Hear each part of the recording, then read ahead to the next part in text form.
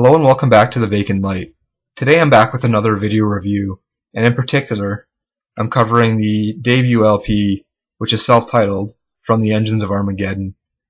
If you're not familiar with the Engines of Armageddon, they are a fairly modern thrash groove kind of metal band from the UK that also combines styles that are much more progressive and epic in nature. Today I'm actually wearing my Engines of Armageddon t-shirt for the sake of this video.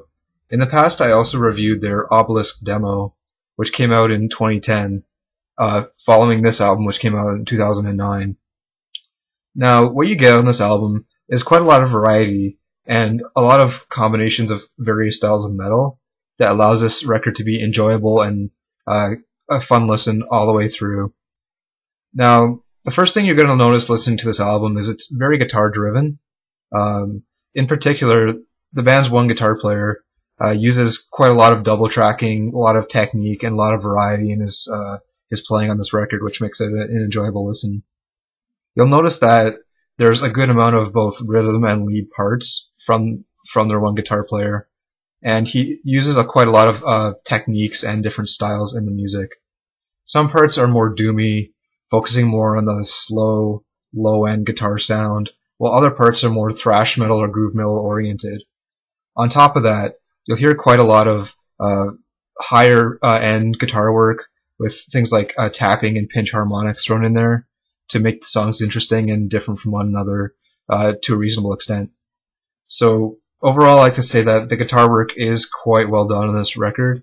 There's also a good amount of double tracking, which adds a lot to the complexity. And in general, I'd like to say that on this album, I always feel that there's a lot going on. The guitar work in particular works very well with the vocal style.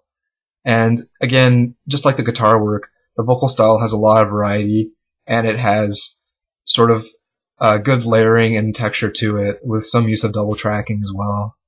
If you listen to the band's later material, such as on the Obelisk demo, they had more of a progressive leaning on that release. This release seems more like a split down the middle between those thrash and groove elements with the progressive styles.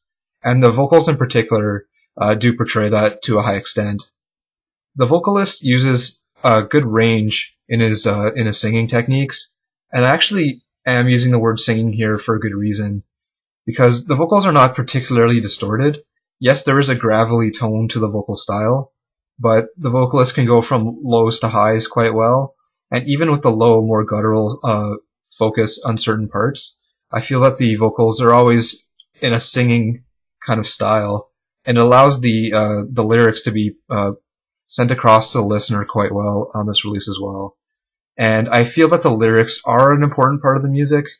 Like I've mentioned in previous videos, I'm not a big lyrics guy, but when lyrics are good and they're audible, enjoy them and listen to them, and you will enjoy the themes and concepts on this particular album.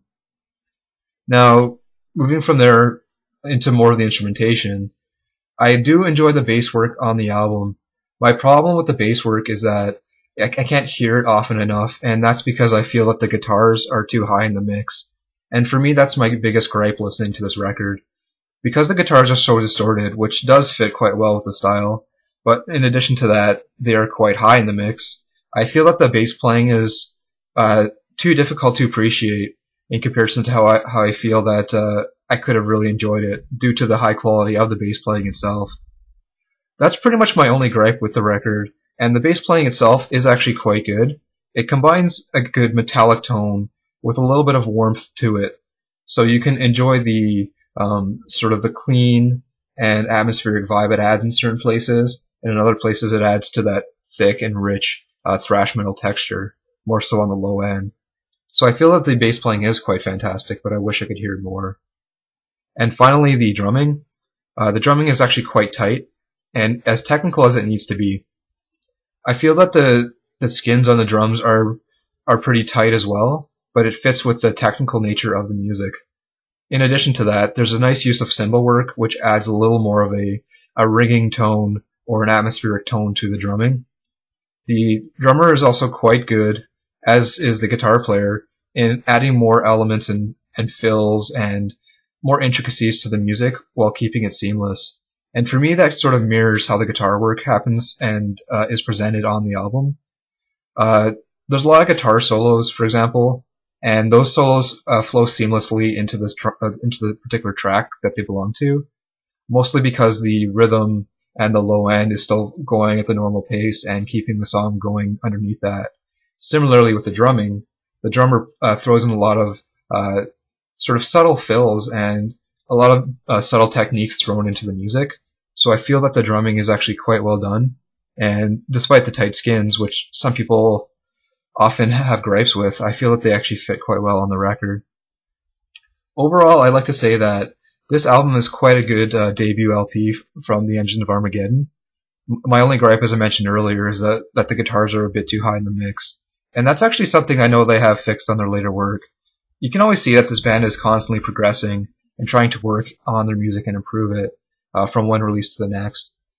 For example, this album came out after their sort of debut track called Fuck the Chip, and I feel that the band really grew from that track onto this album, and again I feel the band really grew from this album onto their Obelisk demo.